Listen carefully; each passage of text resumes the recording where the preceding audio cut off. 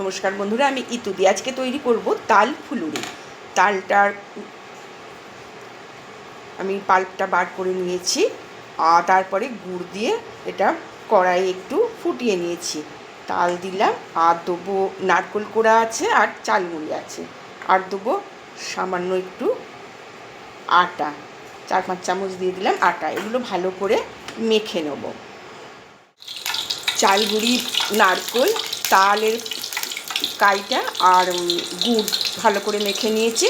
আর একটু দিয়ে দিয়েছি মৌরিটা দিয়েছি, গোটা মৌরি, আর একটু দিয়েছি খাবার সোডা। ভালো করে আবার মেখে নেব।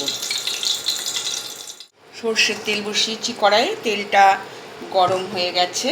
আমি এবার তালের ব্যাটারটা ফুলুরির আকারে এর মধ্যে দিয়ে দেবো।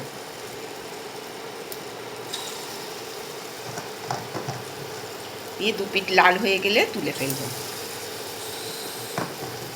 তালের পাল্প আছে, চালমুড়ি আছে, একটু আটা আছে, নারকেল কোড়া আছে, আর গুড় আছে, আর একটু মৌরি দিয়েছি, সামান্য একটু খাবার সোডা।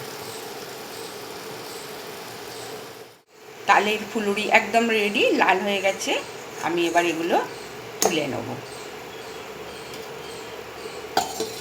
বাড়িতে এইভাবে তৈরি করে দেখতে পারেন, একদম সাধারণ রেসিপি, খেতে কিন্তু বেশ ভালো লাগে। আর একটু চাল গুঁড়িয়ে খাবার সোডা দেওয়ার জন্য এটা বেশ মচমচে হয়।